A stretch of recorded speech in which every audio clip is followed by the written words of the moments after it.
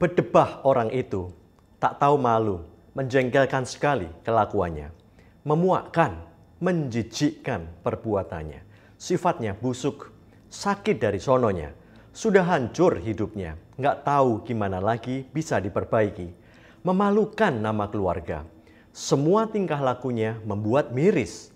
Tidak heran orang-orang menyebutnya dasar berdebah. Dalam seri Berdebah episode Barabas Sang Berdebah kali ini, kita akan melihat kembali peristiwa pembebasan penjahat Barabas saat Yesus divonis salib dan apa signifikansi Barabas dengan kita orang percaya ini.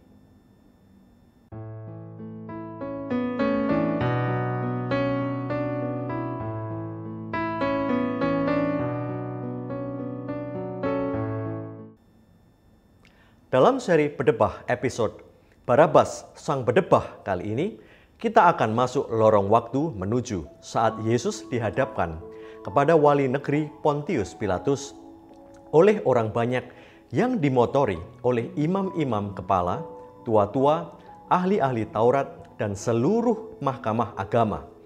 Peristiwa ini dicatat di keempat Injil, namun kita referensikan memakai Matius 27 ayat 11-26 saja. Yesus dituduh menghujat Allah karena mengaku dialah Mesias, anak Allah, dan dia dijatuhi hukuman mati. Padahal Yesus adalah benar-benar anak Allah. Namun mereka tidak percaya dan tetap menganggap Yesus melakukan blasfemia. Yesus adalah 100% Allah dan 100% manusia. Selama hidupnya sebagai manusia, dia tidak pernah sekalipun berbuat dosa atau kesalahan. Mengenai statusnya, Allah sendiri yang menyebut. Lalu terdengarlah suara dari sorga yang mengatakan, "Inilah anakku yang kukasihi, kepadanyalah aku berkenan." Karena dia benar-benar anak Allah, Yesus tidak sedang melakukan hujat kepada Allah saat dia mengaku demikian. Dia tidak layak dihukum mati. Yang membawanya ke pengadilan sejak awal adalah kesaksian palsu dari para saksi dusta. Karena memang tidak salah dan tidak bisa dibuktikan, kasus Yesus dioper-oper dari satu pejabat tinggi ke pejabat tinggi lainnya. Dari imam besar Kayafas, Pilatus, sampai Herodes. Bahkan Pilatus mengakui Yesus tidak bersalah dan berkata, "Kamu lihat sendiri bahwa aku telah memeriksanya. Dan dari kesalahan-kesalahan yang kamu tuduhkan kepadanya, tidak ada yang kudapati padanya." Dan Herodes juga tidak, sebab ia mengirimkan dia kembali kepada kami. Sesungguhnya tidak ada suatu apapun yang dilakukannya yang setimpal dengan hukuman mati. Sebagai gubernur Romawi atas Yudea, Pilatus ini beberapa kali telah bermasalah dengan orang Yahudi rakyatnya karena kebijakannya yang mengecewakan mereka. Di antaranya, ada beberapa orang Yahudi yang terbunuh saat berbuat rusuh, memprotes kebijakan Pilatus untuk menjarah perbendaharaan bait suci, buat menutup tekornya anggaran provinsi. Orang Yahudi juga gusar karena Pilatus mendekorasi istananya dengan berhala-berhala. Nah, kasus Yesus ini berpotensi terdebaknya Pontius Pilatus dari kursi gubernur jika dia mengambil keputusan yang tidak populis sekali lagi. Padahal dalam lubuk hatinya, Pilatus sangat ingin melepaskan Yesus karena dia yakin Yesus ini tidak bersalah. Apalagi setelah apa yang terjadi kepada istrinya. Ketika Pilatus sedang duduk di kursi pengadilan, istrinya mengirim pesan kepadanya, "Jangan engkau mencampuri perkara orang benar itu, sebab karena dia, aku sangat menderita dalam mimpi tadi malam." Tafsir menyebut isi mimpi itu, bahwa jika suaminya tetap menghukum Yesus Kristus yang tidak bersalah, malapetaka akan ditimpakan kepada dia dan suaminya. Pilatus dihadapkan dilema sulit. Di satu sisi dia ingin sekali membebaskan Yesus, tapi di sisi lain dia juga masih cinta jabatannya. Maka terbersitlah jalan tengah di pikirannya. Kebetulan saat itu musim perayaan Paskah dan sudah menjadi tradisi di setiap hari raya.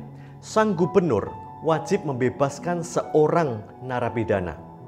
Ya, satu orang narapidana saja, tidak bisa lebih. Ya mirip remisi saat 17 Agustus gitu. Tapi ini bebas total. Jalan tengah itu adalah, jadi aku akan menghajar dia lalu melepaskannya. Sebab ia wajib melepaskan seorang bagi mereka pada hari raya itu. Pilatus berharap dia bisa membebaskan Yesus tanpa menyalahi aturan. Dengan begitu jabatannya aman. Karena narapidana yang mana yang harus dibebaskan itu harus sesuai dengan pilihan orang banyak. Maka dia menanyakan. Pilatus menjawab mereka dan bertanya, "Apakah kamu menghendaki supaya kubebaskan raja orang Yahudi ini?" Namun melihat gelagat publik yang tidak setuju opsi itu, maka dicobalah cara lain.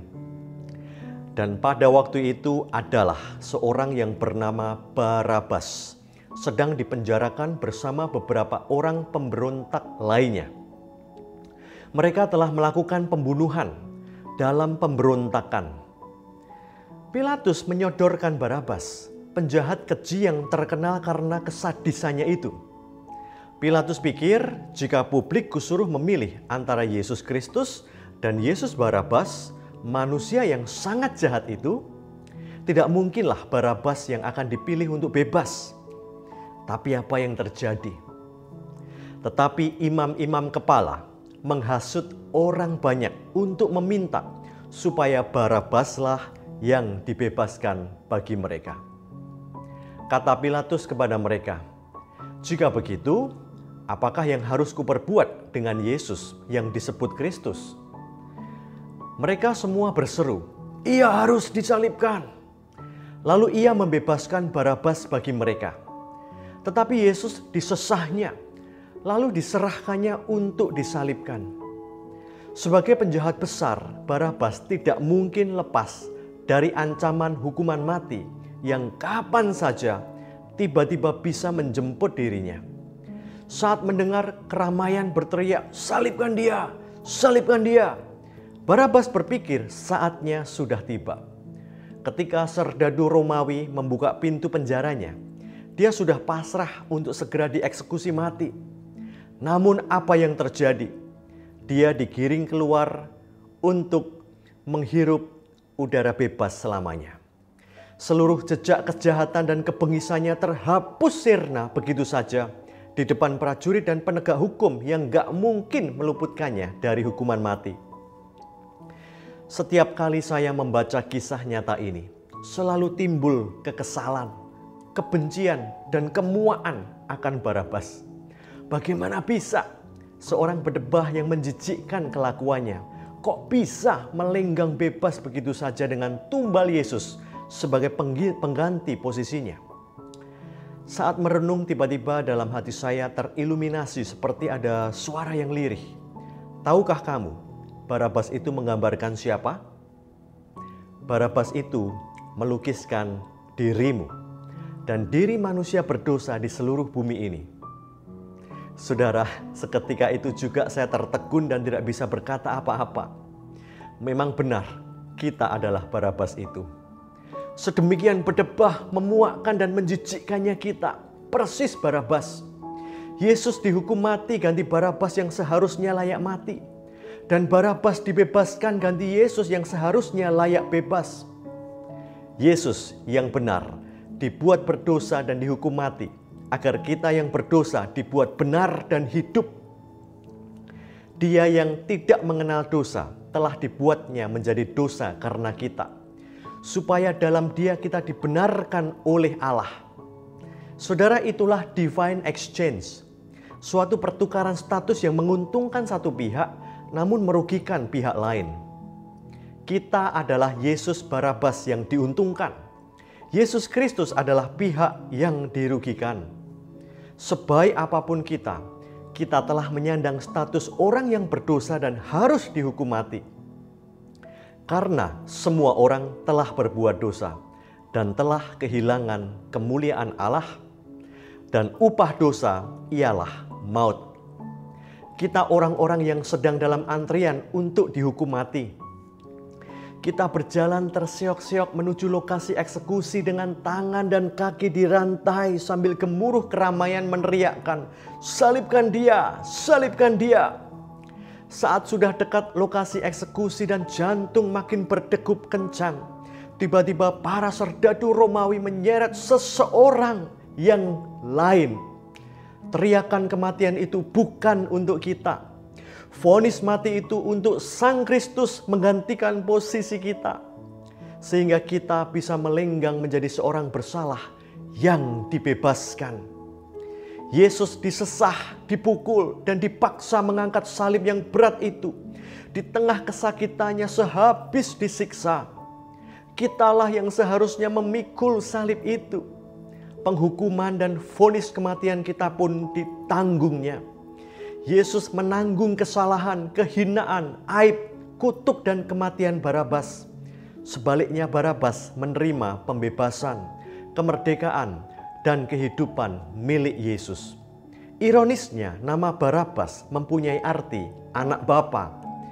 Bernama lengkap Yesus Barabas, sama dengan Yesus Kristus, keduanya sejatinya berarti anak bapa. Namun yang satu berkuasa dengan mencabut nyawa orang lain, sedangkan yang satu berkuasa dengan menyerahkan nyawanya kepada orang lain. Yesus tidak kalah, namun dia memang sengaja memberikan nyawanya sebagai satu-satunya cara untuk menyelesaikan masalah terbesar dan yang tak terpecahkan yang dihadapi manusia ini. Inilah the grand design of salvation yang telah dirancang oleh Allah Bapa sejak semula.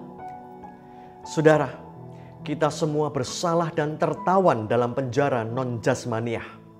Kita menunggu hari penghakiman dan penghukuman kita. Namun jika kita memberi diri menerima Tuhan Yesus dalam hidup kita, maka Yesus naik ke salib untuk kita. Seluruh status dan jejak kesalahan kita dihapus oleh darah Yesus dan dijadikan seputih salju. Kepastian keselamatan menjadi milik kita selamanya. Dan kita hidup baru dalam kebenaran dan kebersihan mengikut Kristus. Saudara, nantikan episode berikutnya dari seri Berdebah ini. Tuhan Yesus memberkati.